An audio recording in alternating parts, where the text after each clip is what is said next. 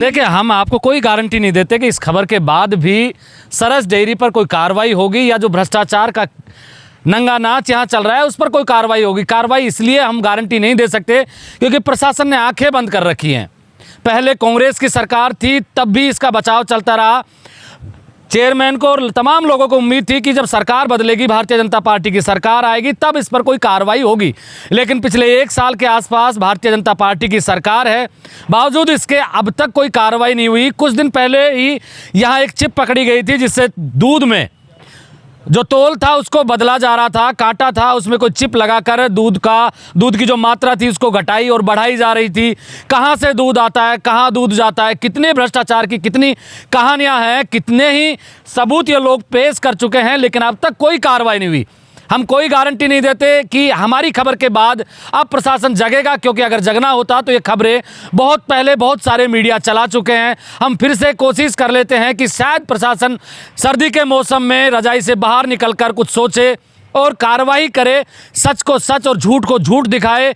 किसानों के साथ में, विशेषकर किसानों के साथ में हो रहे अन्याय का पर्दाफाश हो, दोषियों को सजा मिले। अलवर की सरस डेयरी पर आए दिन भ्रष्टाचार के आरोप लगते हैं। अब तो भ्रष्टाचार जिन लोगों ने किया है, जिन लोगों ने रिश्वत दी है, वो भी सामने आने लगे हैं। लेकिन अलवर प्रशासन अब तक खामोश है। प्रशासन को और कितने सबूत चाहिए? जो लोग भ्रष्टाचार में खुद लिप्त हैं, जिनके डेयरी से दूध कितना आता है और यहाँ कितना तुलता है, उसके बारे में खुद खुलासा कर रहे हैं। इसके बाद में अलवर जिला कलेक्टर, यहाँ से मंत्री संजय शर्मा, केंद्रीय मंत्री भूपेंद्र यादव आखिर कर क्या रहे हैं जब भ्रष्टाचारी खुद भ्रष्टाचार का खुलासा कर रहे हैं? क्या नाम है आपका? मुरारी लाल जी। क्या मामला है ये? यही है कि दूध यहाँ से लेता था, वो हमें यहाँ पैसे मांगे मुझसे। मैं पैसा रोज ही ना खास दूँ, इतनी मेरी कमाई ना हो रही जब मैं अपना खेत बेच के दूँ था।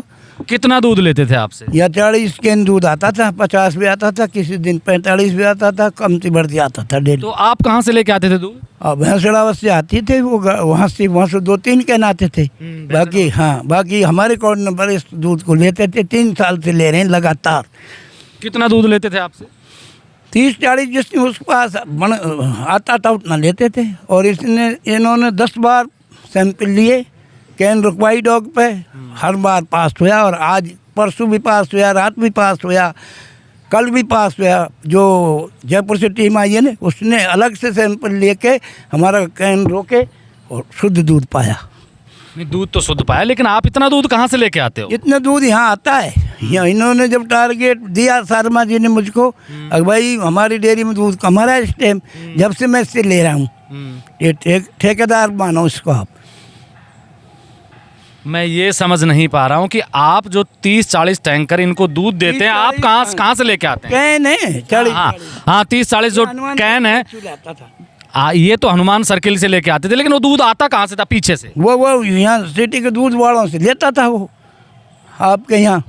अच्छा। उनसे खरीद के वो मुझको दे देता था। अच्छा। शुद्ध दूध। और आज भी देख लो, उस पास का भी गया नहीं, शुद्ध ही है। अब 3 दिन से नहीं ले रहा हूँ, 3-4 दिन से। अच्छा। जब से ये मीडियाबाजी करी है ना, जब से मैंने कहा मको क्यों झड़ा में पड़ा है, कुआ में पड़ते गया। फिर आपको क्या मिलता था बदले में? हमको कमीशन। कितना कमीशन? वो 2-3%। 3% कमीशन मिलता था। अच्छा। उसमें ही हम अपनी गुजर कर लेते, बाकी उसका पेमेंट दे देते थे जो मिलता था, फेंट। अच्छा। हाँ। ये 10 लाख रुपए किसने मांगे आपसे? 10 लाख विश्राम जी ने। तो आपने दिए? फिर दिया या पिताजी को। उसका सबूत क्या है आपके पास में? कुछ भी ना है। हमारा भगवान है, गीता है, रामायण है। कहते अब एक पिताजी मंदिर में चढ़ जाए कि मैं चढ़ देता। मैं 70 साल का हूँ। हमारे कन कोई सबूत ना है। हम तो डर के मार दिया, कुर्सी बैठ गए। रोज न 6 समितियाँ पहले बंद करी हमारी, 6 बंद करी। जब वाइट ले दे कर करी, अगर रोब झाड़ना। 10 लाख रुपए किस चीज़ के लिए थे? इतने नहीं कि तुमको कुमवा दूंगा मैं किस्ती में, और हमको 2 पैसे ना कुमवाया। कब दिए थे पैसे? जब यार चेयरमैन हुआ कि 2 महीना 1.5 महीने पीछे, महीना एक पीछे। आपने कमाने के लिए पैसे दिए थे? कमाने का भाई, अब डर भी हो, डेयरी बंद कर दे, दूध में मिलावट अब भी नूख है। जैसे यहाँ मेरे तो दूध रुकता है ना, ऊपर कहता है बढ़िया का बहन का दूध खराब क्यों नहीं किया, भले पड़न सुखे बोलूँ कि भाई भगवान सबके अच्छा दूध है तो हम तो अच्छा ही रखेंगे, और ख़राब है तो ख़राब ही रहेगा। यहाँ ईमानदारी का काम है वैसे ले। तो कितने पैसे कमाए 10 लाख रुपए देके आपने? मैंने चोनी ना कमाई रो रहा हूँ और मांग रहा हूँ, गाड़ी लगे जो उनका पैसा दे 2 लाख मेरे पास। मैंने 1 रुपये ना कमायो, मैं कमाता तो कहीं रोतो आज वही क्यों। और ईमानदारी का शुद्ध दूध बेचा है मैंने, 1 ग्राम भी मिलावट करी हुआ तो चाहे जो देख लो अब भी दूध आ रहा है। तो आपके पास डेयरी है क्या? हाँ, हमारे 3-4 डेयरी बच्चा उच्चान को करवा रखी हैं अच्छा। हमारे पास। ये काम है हमारा, खबर कमा को कोई नौकर तो लगे ना साहब, छोटा मोटा काम है करें ही है। अब ये हम चेयरमैन भी ना बने डेयरी का, जो हम भी करता का चुका बाड़ा। भैंसड़ावत के लोग कहाँ हैं? हाँ, अध्यक्ष जी आप आइए, आपकी बड़ी डिमांड है आजकल। क्या मामला है आपके गांव का? साहब हमारे यहाँ पहले 3 मशीन भी लगा रखी, और अब मशीन हफ्ते बाल्टीन 16 में। अच्छा। बाल्टी में कैसे दूध आता है? वो तो टैंकर जब बाल्टी कैसे रखेंगे? पिकअप आती होगी उसमें कैसे रखते होंगे? कैनन से सेटिंग करता होंगे साहब, वहाँ से तो हमारे घर से तो बाल्टीन से ही कटवाओगे। हाँ घर घर से तो बाल्टी से आएगा सबके। हाँ। कैन में करेंगे सही। और नहीं, मैं वही तो पूछ रहा हूँ कि आप ये कह रहे हो कि वहाँ से बाल्टी से लेके आते, दूध तो बाल्टी में आएगा। हाँ, फिर उसके बाद क्या होता है? कैन बाहर को भर ले। जैसे हमारे तो पहले 3 मशीन लगा रखी, जब डेयरी पे ही जावे या अब साहब वो मशीन इन्हें हटा दे के देना मशीन से कोई। हाँ, इनका क्या है ना दे मोडिंग है, वो घर घर से पसंद करें दे वो। और जो घर डेयरी पे जाना पसंद नहीं करते, वो घर से ही देना पसंद करते हैं। तो ये बाल्टी लेके अपनी जो भी दूध या है कैन ले जाते थे, वो भाई डाल लेते थे, लीटर से दूध नाप लाते थे। तो जो कुछ लोग बाग डेयरी पे ले जाते थे, तो हम तो घर से ही दूध देते थे। हमारा घर है 10 घर को दूध कंटिन्यू, जब से इसने दूध का काम स्टार्ट करा है कंटिन्यू दूध जाता है हमारा, यही काम करते हैं। नहीं तो फिर उसमें दिक्कत क्या आ गई? अब दिक्कत क्या है? अभी दिक्कत तो इनको आई है, हम हमारे पास से तो दूध कढ़ा रहे हैं, इनको दिक्कत आ रही है। क्या दिक्कत आ रही है? हम तो इसलिए आए हैं, हमारे पास से दूध ले जाते हैं ना, हमारे पास से तो दूध ले जाते हैं, बाल्टियों से कढ़ाते हैं। नहीं, कुछ दिन पहले खबर आई थी कि वहाँ कोई डेयरी नहीं है, वहाँ से दूध ही नहीं आता। नहीं भाई साहब, हमारे 7 साल 8 साल हो गए डेयरी को लगे हुए। हम तो डेयरी पे कुछ लोग बाग लेके आते हैं, हमारे तब मोमडन जो लोग आगे हैं कुछ डेयरी पे जाना पसंद नहीं करते। कोई फैमिली में रहता नहीं है, हर एक फैमिली में हर एक सदस्य सैलरी रहता है। कुछ बाहर कमाने चला जाता है तो औरत सैलरी ले जाएगी।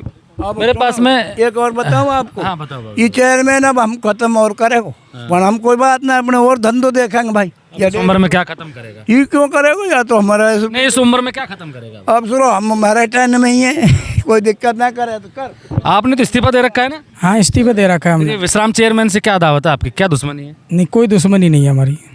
तो तीसरे दिन आप प्रेस कॉन्फ्रेंस करते हो, रिजल्ट आता है क्या आपका? नहीं, हमारा कोई रिजल्ट नहीं आ रहा, हमारी उससे कोई दुश्मनी नहीं है। हमारी ये है कि ये जो मिलावटी और ये गलत धंधा हो रहा है डेयरी में किसानों के साथ में, उसकी लड़ाई लड़ रहे हैं हम। और अभी तक न प्रशासन ने न सरकार ने अभी तक कोई न्याय नहीं मिली। और जो ये प्रकरण जांच आई है RCDF से, इस सेक्रेटरी की, इस सचिव की हमने पहले पूर्व में भी शिकायत की थी कि ये दूध हनुमान चौराहे से खरीद रहे हैं, दूध कहाँ से आ रहा है। तब ये इसको बंदी देता था, तो तब तो इसका दूध शुद्ध था, हमारी इनने जांच नहीं होने दी।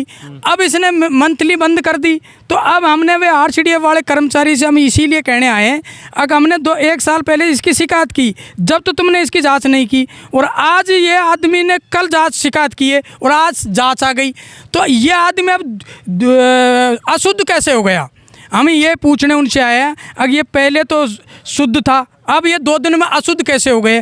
क्योंकि इसकी मंथली बंद हो गई, RCDF की मंथली बंद हो गई, तो इसलिए ये आदमी अभी बिलबिला रहे हैं। ये भैंसड़ावत का क्या मामला है? ये भैंसड़ावत का है। ये भैंसड़ावत में कोई समिति इसने कोड ले रखा है, और वहाँ से 150 लीटर दूध खरीदता है, और यहाँ जो गाँव में से प्राइवेट दूध या दूध लेके आते हैं, इसने एक सेंटर वैसे खोल रखा है हनुमान चौराहे पे, जो दूध या लेके आते हैं वह दूध यान से कमीशन की वजह से इसने इसके बच्चे के नाम से वो दूध ले लेता है, और वह दूध को इकट्ठा करके संघ में भेज देता है।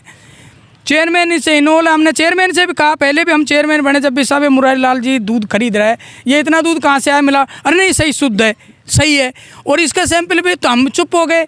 अब हम जो भी जांच कर रहे हैं, एक किसान 8 परिवार हैं जिनके खाते में सीएम सिंबल के 25 लाख रुपए गए और उनके खाते में 8 करोड़ का दूध नकली बिक गया।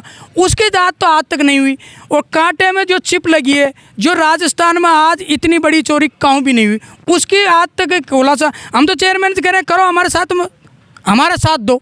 जो चिप किस आदमी ने लगाई है उसको साले को फांसी पर लगाओ, जो किसानों के साथ अन्याय कर रहा है, जो ने टैंक को हैंग कर रखा है, जो कर्मचारी कांटे को हैंग करके चला रहा है वे पकड़ा दिया, उसकी सारा सबूत दे दिए, फिर भी आज तक हमारी कोई नहीं हुई।